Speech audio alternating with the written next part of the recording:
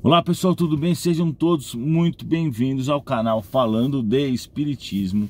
E hoje a gente vai falar sobre um tipo de obsessor que eu considero o pior tipo de obsessor, porque ele realmente atrapalha você naquele papo que a gente sempre fala de fazer a curva, que vocês gostaram, né, quando eu falei sobre isso.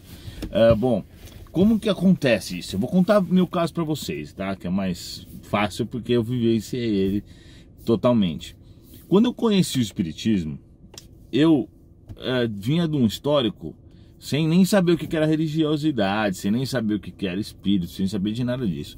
Inclusive, eu era um cara normal, né? Gostava de sair, gostava de beber, normal. Quer dizer, normal para a sociedade, né? O que hoje a gente sabe que não é muito correto moralmente. Óbvio que também eu nunca fui de má índole, mas o que eu quero dizer assim, eu fazia as coisas que as pessoas faziam normalmente, normal. Aí, quando eu conheci o Espiritismo e fui levado, eu já contei minha história algumas vezes, mas um dia eu vou contar melhor, eu comecei a estudar o Espiritismo com a minha tia, que eu achei uma coisa maravilhosa. Só que toda vez que eu ia estudar com ela, eu sentia um sono, mas um sono tão forte, eu não conseguia ficar sentado.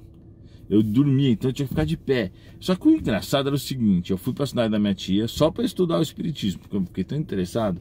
Então, eu ficava lá no hotel, né, porque a casa dela tinha muitos cachorros, eu acabava, não dava, apesar de eu gostar muito de cachorro, mas não era uma casa estruturada para receber alguém, também não queria atrapalhar, então eu ficava no hotel. Aí eu ia durante o dia e ficava na casa da minha tia estudando com ela, que ela tem bastante conhecimento de Espiritismo.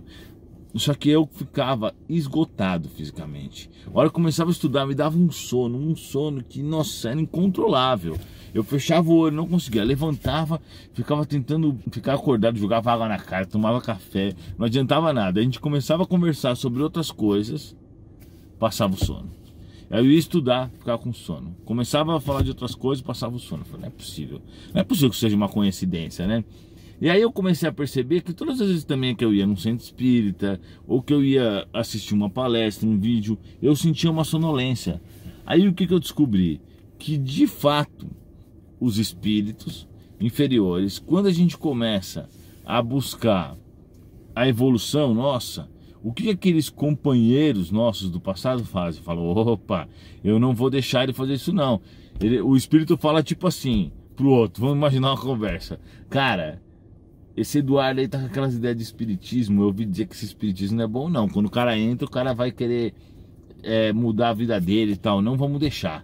Me ajuda aí, chama a galera, que a hora que ele começar a estudar, nós vamos usar toda a nossa energia para dar sono para ele não prestar atenção em nada. É assim que acontece.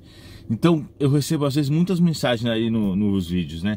Ah, só assisti o vídeo, mas eu não consegui entender nada. Estranho, né? Porque eu não consegui ouvir sua voz. Aí a pessoa tem que assistir de novo. Então o que acontece? Isso de fato é uma realidade. Quando a gente tenta se melhorar, se posicionar para o bem, né? Alterar, fazer aquela reforma íntima, a gente vai ser muito atacado. Porque a hora que os obsessores falam, pronto, não podemos deixar, então vamos fazer força-tarefa. Então tem gente que fala assim, eu comecei a fazer evangelho, minha vida piorou. A curto prazo, pode até parecer que piore. Por quê?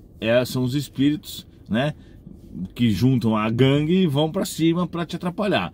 Porém, passado 15 dias, 20 dias, um mês, dependendo de cada caso é um caso, o que os espíritos falam? Pô, não tem jeito, esse cara não vai mudar, ele já está seguindo, ele não vai voltar atrás, né, vamos dizer assim, deixa quieto, vamos procurar outro. Vai chegar um momento que eles vão desistir por si só, porque eles vão falar assim, pô, pra gente não vai valer a pena, nós vamos ficar aqui gastando nossa energia, perdendo nosso tempo, e ele tá seguindo o espiritismo. Então é esse ponto que a gente tem que chegar. A gente tem que vencer eles dessa forma, ignorá-los e forçarmos para entender as coisas. Se você não entendeu, assiste de novo. Se você se distraiu, leia de novo. E comigo era impressionante, porque eu estava, por exemplo, lendo um livro na casa da minha sogra. Cada vez aqueles obsessores conseguiam convencer alguém para vir falar comigo. Então eles não deixavam eu ler o livro, porque eu começava a ler o livro, vinha alguém. Eu falava, caramba. Aí eu começava a ler o livro de novo, pá, vinha alguém de novo. Aí eu desisti, eu falei, deixa quieto, vou ler em casa. Aí você vai ler em casa, eles fazem dar sono. Então é dessa forma, para eles é uma guerra. E é uma guerra, assim, unhas e dentes. E vamos dizer assim, eles não são obsessores tão do mal. Eles são do mal, sim. Porém, qual que é a ideia deles? A ideia deles não é matar a pessoa.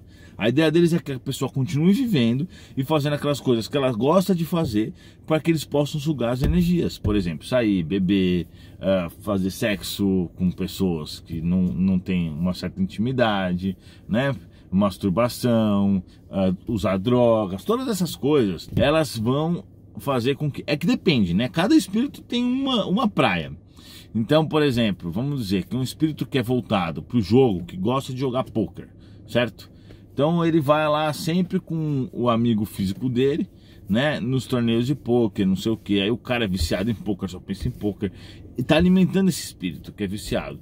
Se de repente ele conhece o espiritismo e começa a largar a mão de jogos viciantes e tal, esse obsessor vai ficar com raiva, entendeu? Então é aí que eles não querem perder, na verdade, a fonte de energia deles. É isso que eles querem. Não é que eles falam assim, não, eu quero matar esse Eduardo. Tem também esses obsessores, claro que existem, esses vingadores e tudo, mas é outro caso. Esses que nós estamos falando, eles conseguem conviver com a gente normalmente, porém eles só vão ficar incomodados a partir do momento que a gente começar a fazer algo que atrapalha a vida deles.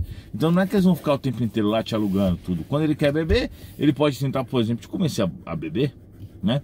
Inclusive, uma coisa interessante é que quando eu saía bastante, né, antes de conhecer o espiritismo, eu gostava bastante de beber. Aí depois que eu fui nessa minha tia, que ela tirou assim, um monte de obsessor de mim, eu fui novamente sair, na realidade, e a hora que eu bebi, eu achei a bebida ruim.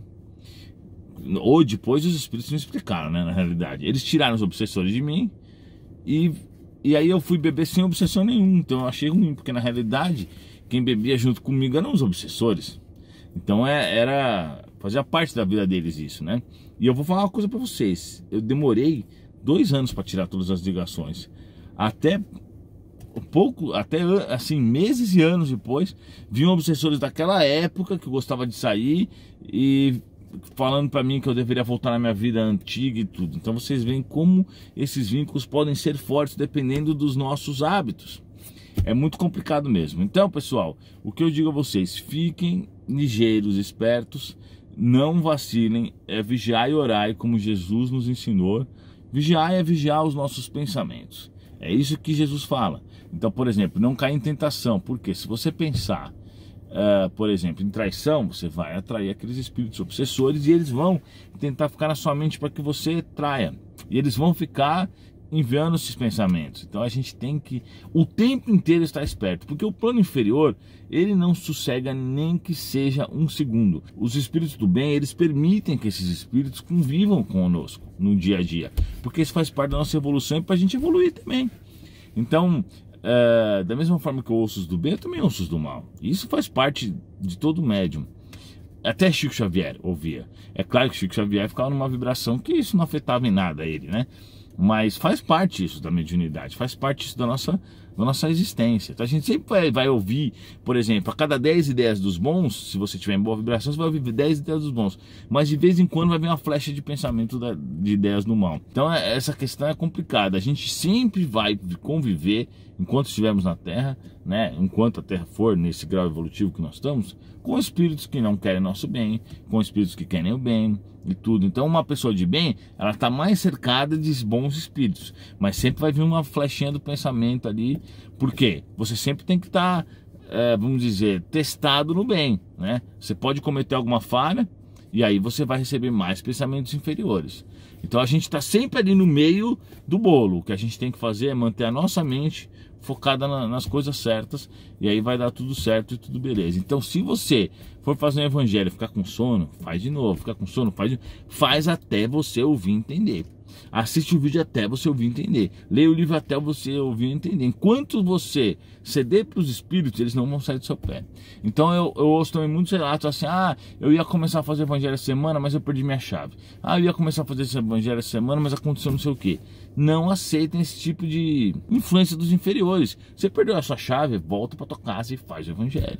Se você perdeu, espera, faz atrasado, mas faz, porque eles vão fazer o possível para te atrasar. Muito obrigado, pessoal, e até a próxima.